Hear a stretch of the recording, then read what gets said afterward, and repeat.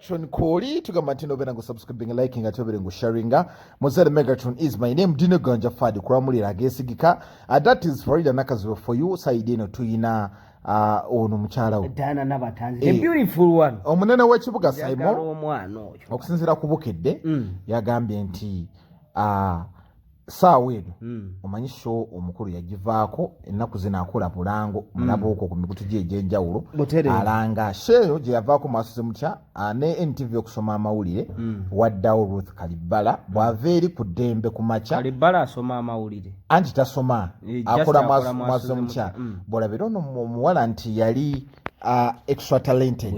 ng'agenda n'akola ekyamawulire n'akomawo ate eno Mwasuzze Mutya weyava ku mpewo abasinga baga nti agenze mu leave nga mupiira tulina nti agenze mu sabbatical kati right now twategerera ddala nti avuddeyo wano NBS ayina akantu kayakoze nti the big thing is coming abasinga 99% ku bantu abali mu ggwanga badde bamenye agenda ku unveilinga ono muwala Faridah Nakazibwe era kasaba agambye mu UB40 ate gye balanzi abasinga bankubidde amasimu ne baŋŋamba bano batujoga bujozi the big thing is coming batunyumiza UB40 nga sigenda kulinnyayo banna so endowooza Simon omunene by the way like bw'otunuulira statement ya Simon omunene n'oteeka ne bana abakyala ku minzaani Faridah tabadde mukazi mutene mu media okitegeera so Mwasuzze Mutya eyo ekolebwa omuntu ng'ali naturally intellectual ng'obwongo bwe busaza bulungi nnyo okitegeera so bw'otunuulira omukyala Diana Nabatanzi ono abantu abazze bamulaba ku interviews ez'enjawulo z'akoze ku bantu asobola okutuula mu programu tabulamu obukakamu bw'asalawo kukakkana by the way ono omuwala mugezi naye kansooka embuuze lwaki gundi bamukubye nnyo Ruth bamukubye nnyo ku share Ruth buzibu ki bw'alina nze I think kuba ndaba Ruth kya providinga ne Dana kisobola remember bonna bakazanyiikiriza just that abantu no balina ejjoogo abantu just bateekamu buteesi jjoogo kuba Ruth kikyatakoledde no kati Ruth ayina character oba oli awo abantu gye bamulabamu ne bamunyooma nti tasobola naye ng'era bw'otunula ebibuuzo byabuuza tebiina nnyo njawulo naye abantu balina kalakita gye baagala mmoze ey'okukkakkana naaliko naye Mukasa Hanebati interview eri wano nga tubuuza kyekiddako ekya Faridah oba ani ayinza okumusikira bo ne bagamba nti obuzibu bwa Ruth agira aweweeta bannange ekiwala bannayiraba eriiso abantu badda boogera for example akyaziza David Lutalo aze nabalaba abantu boogera ayinza okuddaawo n'awaana nnyo omuntu gwakyaziza n'ayita omuntu netutafuna kinyusi kati awo kyekyo kye bayita bwe buzibu mbu bw'ayina kaabulamu katono nnyako ate ne bw'omulaba ng'ali mu art ng'azannya azanya nnyo ebintu nga byakaloga jjana byakalaaca nnyo okitegeera ate yo kalakita ekubaamu bw'otuuka mu bintu bino nga byakukkakkana olese ba diplomat kubabuuza bibuuzo kiri kiyinza okusigalamu ate ne kitalabika bulungi kati Diana Nabatanzi kyalina nti ate Faridah kyakola yakisobola okitegeera n'atula wansi neyewa class n'abuuza omuntu ebibuuzo nga ne gwabuuza alina respect eyo gyamuddiza back okitegeera so ono omuwala Diana Nabatanzi asobola okutuulawo bulungi nnyo kati olaba gundi kibyakola bino ani Faridah Queen gundi omanyi programu ye we yavaawo nevaawo waliwo abantu abava mu show nevaawo era neviirawo ddala negwa teweewuunya Mwasuzze Mutya eno nga bagikyusiza nga bagikyusiza kuba olaba emboozi yali emboozi mu katebe ono akanayo kyani Faridah Queen bye yakolanga ng'abuuza batugamba oli mulwadde wa sirimu batugamba wakwata embizzi teri muntu asobola kukola sheeyo oba programu eyo nga Fifi bwe yali agikola that's why we yavaayo nevaawo eri abantu kati olaba oluyimba lu Flavia yagenda n'oluyimba lu yagenda nalu okitegeera basooka ne baleeta ono ebinyanyanya mbw atuddewo ne bigaana waliwo eriwala bambi eri amatama ligezaako baleetako agiswaga ne bigaana oyo Fiobe oba yaani Fiobe kesima Fiobe yali TikToker kati n'ekirala waliwo ne programu era omuntu omulala gye yagenda nayo Katongole yagenda ne full dose anti kati omanye Katongole ensobi gye yakola kati ava kubukedde amaze okuba full dose ekubye bulungi adda ku delta mbu atagituma mega dose gye yambaliranga obusaati obutamutu ate omuntu eyali agezezzaako gituulamu yali Flavia Namulindwa yali yagezezzaako gituulamu okitegeera kati eri abantu abagenda ne program zaabwe jjukira ono omwana wa late show gondi Straka baby mwezi bangamba mukati naye ayina channel era kwakolera ebintu bye babira n'enviiri ze eziringa musoke omukazi oyo yalina talent tagambi kyemmanyi ku bannayuganda kasita bakuta tebaddamu kuwa mukisa mulala kati otunulira abantu nga balwamiti kati nyinza okubuuza lwamiti omulaba ddi bakatongole naye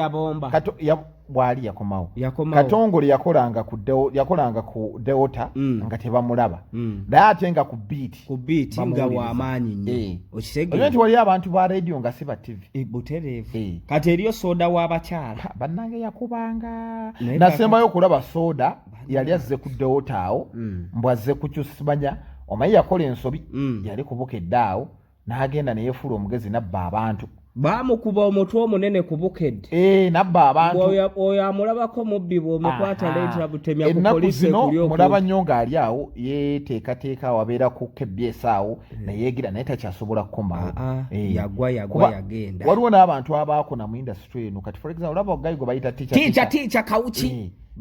kyatakoze buli gwe weeyita ennyo supabiraka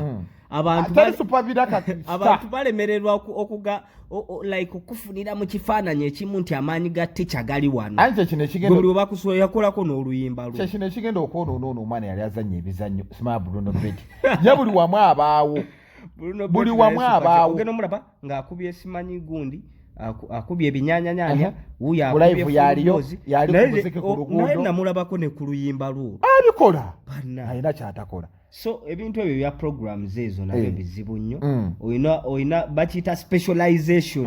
okitegeera ffenna bwe tuba tuyingira mu media moze tuba oba oli awo n'obusobozi nti nsobola okukola ebyobufuzi nsobola okukola sports nsobola naye olondako naye olondako kimu kati moze Megatron gundi sports mumanyi naye ate ebyobufuzi mbibeerabeeramu naye ate mu entertainment amaanyi gange ogali ate n'ekirala buli wo specializinga mu kintu okitegeera kikuleetera okulabika nti oconcentratinga n'okumakinga research mu kintu ekyo okitegeera ate kati olaba example tulina obuzibu bw'aba producer wano mu ggwanga erya Uganda producer najja nayagala ayimbe muganda wange ogenda yimba ekiseera kitono yaledi otuuka n'obanga omuyimbi n'oyimbanga omuyimbi okitegeera yankutudde tabirina n'oleeta nga lufaanana yankutudde jjukira oyina ttaachi ya David Lutalo kuba kati yaledi gwakubira okitegeera oyina ttaachi ya David Lutalo engeri gy'okubamu ebidongo byo otambulira ku ttaachi ye kuba gw'osinga okukakana ofunye ennugu okukakana ate n'ekirala naawe bw'oba otadde oluyimba olw'okuba nti David Lutalo alina layini mwatambulira ate nga byakola binyumira abantu wekanga naawe otambulidde mu ngoma ze ebiseera ebimu n'oyagala ofulowinga nga ye kuba kiize zonna oba oziina okukakana nga bakulabye ng'eggendo ab'omupiira ndowooza be batereza ekintu kino okimanyi nti akola commentary si ya analyst abamu oli amala okola commentary n'agamba katubalize ewagganja faadi atemeeteme ekitundu ekisooka bwe bikomawo ng'ataddamu baguweereza butereevu kuba yakimanyi nti analyst ono omupiira gugenda mu maaso kuba nali mbaddeko we bakolera soccer commentary ono aba akola soccer commentary ng'ono analyst ye obudde abuwadde ku biki byalaba gwagwogerera nkukakasa tosobola kuttaanya kuba oba saazi namu kubugujjana agukubye wadikandwaise Martin Odegaard tolowooza nanyo okitegeera ne bakuba golo n'ojjamu saati kuba kati ono analyst abala mu dakika ya 95 n'anootinga bageze kakati mu dakika ya 5 yagenze ku TV n'akebera kiringanga omanyi industry eno yatuyamba tosobola kuba ngoma nga gwazina butereevu kuba tosobola kuba DJ nga gwe presenter ndaba oroja yatera okukola ebintu ebyo era alabika bubi nnyo tovola abantu tebamuwa chepe ng'akutte microphone bamwagala nnyo Mase wali w'abeera niwe bamubuuzizza Mase nze anjigirayo bulungi nnyo ekintu ne DJ Shiru niwe bamubuuzizza ensonga awaka opinion ke nga katono n'abirekeramu abazze okuttaanya okitegeera kati mupiira abo bakola soka comment nga bw'okyogeddeko oli abeera nga munne yali mu gikola ono ye n'atunuulira bintu for instance leefali oyo bw'akola ensobi yonna kati ng'omupiira gwa Liverpool baali basamba Chelsea naguno gwennyini ogwa Spurs oguwedde onajja kuddayo ati nkuule leefali ono Blanda kizazza akola era bw'akomawo byonna abasiigira ekifaananyi nga ono aba akola ono yakwali ku research owenjawulo so ebintu bwe bityo bitambula so industry eno nina nno n'omuntu nze gwenda bankolera obulungi bamuyita Nampijja oyo omwana lwakuba oyo omwana mulungi nina nono omwana akola ne Mugudwa tashabi lwakuba kati obuzibu bw'alina atya Mugudwa ye waawe CS atya Mugudwa ani yakoze interview kwa Linsky yabadde was it tashabi bannange kyenayagadde oyo omwana mukakamu ebibuzo byabuuza omulabira ddala nti yes yo kati obuzibu bw'alina nti Mugudwa amuvuga mu school kala amwa respect alabika yakola kyamaanyi nnyo omwala oyo okutuuka awo waali kati bwaba bakola waliwo ne bwolaba baagadde okwawukana mu opinions naye n'atayagala kutambuza kuba Mugudwa ye aseerera olumu kisirika ne kimuleka n'akuba Blanda ze anti kati jjukira Mugudwa aba creating entalo nnyingi mu mawulire muno kiringanga gundi we yaviira wano lwakuba yali atereezezza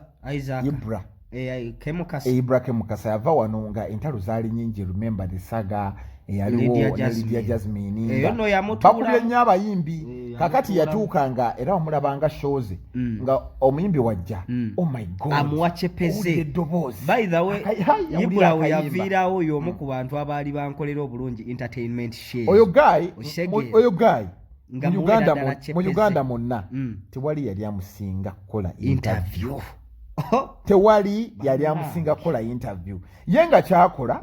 aga nti tubanirizaako nnyo ku Spark TV ekyasinze bw'otunuulira ssaawa eno abantu 25,000 bali kuno batulaba nyambadde ngoye za bukadde butangibuke fashions ye yazimpadde nzirina wano era nga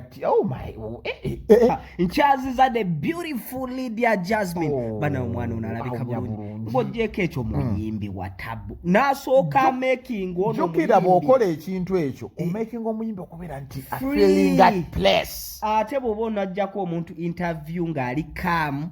sooka teekamu akaka friendship akalaga nti waliwo bondi wakati wa ensonga lwaki zino tigundi zino sho z'olugambo zaagwa ani kati simaka akatabiki byagwa oba kati olaba omuntu ajja okubuuza omuntu ekintu ng'ali bias olaba makona ajja twakulabye weyambudde era twakulabye wabadde ne Buguda nene Buguda ne wagikola oti okulabika nti efune omubiri ebibuuzo yabadde ensavanga eringa kigodo nze kuba nenjikwatako saawa eno yenyinza ojjukuba nenjijjamu amaloboozi ng'aliko ebyo ebintu by'ekisiru tuli ku Shakira naye omuntu ajja okukola interview kino esimu yakubuzeeko oshegedde nabanga buna esimu yagize bweti kakati kino we banakubbako eno n'ogula endala ekyo sinza okutya mu mbeera eno fanyira okufuluma naye waki abayimbi beekubi nga woomanya ebyomukwane omwana n'abeera open gy'oli n'akubuulira ate omuntu agenda olumu okujja okukola interview nga takoze research ku muyimbi gw'akyaziza omuyimbi nze omanyi nange mu interview neekansa manya mbu ndeeta Cindy nentandika nti the beautiful Cinderella mulungi sanyu kati wajjayo kali omwana amanyi mulungi yali mu Ruth mwaka n'omutematema wano initially mu ntandikwa n'amanya nti omuntu gwendi naye ekisooka mumanyi omanya omuntu yenna bw'oba ogenda omukolako interview kasita akulebula n'atakuwa respect ogwa nedda ne interview ebeefudde tagenda byabagenda ogwa mutima kiringanga musajja kubeera na mukazi muba mweyambudde n'akuwunyirira oba nakubira omukka nze bwonkubira naddala okumpunyirira omukka nyinza okitegeera lwaki oba onfuuyira nongasaga noba mukwano gwange nonnyampira naye nze ekisinga okuntabula kumpunyirira omukazi owunya enkwawo biki byowunya ebyo era nze mutaka tasobola kuvaayo ku sujuudu kudda ku musitawa oba omaze okumutta okitegeera so first impression eyo muntu gogenda okujjako interview kikulu nnyo era ba good interview wabo asooka na creating out environment. I think nentunula y'omuntu my TV tezikyawa abakazi babi era newonya NBS moze tuli banna mawulire bwe bali ba creating a radio what was the initiative butalaba gundi bantu babi kubawa mu kisa twagenda ng'okulaba nalabye gundi naye bulijjo bwato bwafariya ensonga ki bateekawo TV okujjawo ku radio si abantu babi tulaba era n'omuntu yenna ali kurutinga bapresenta ba TV beauty kintu kikulu nnyo kyova olaba abantu beekonola Adaana Nabatanzi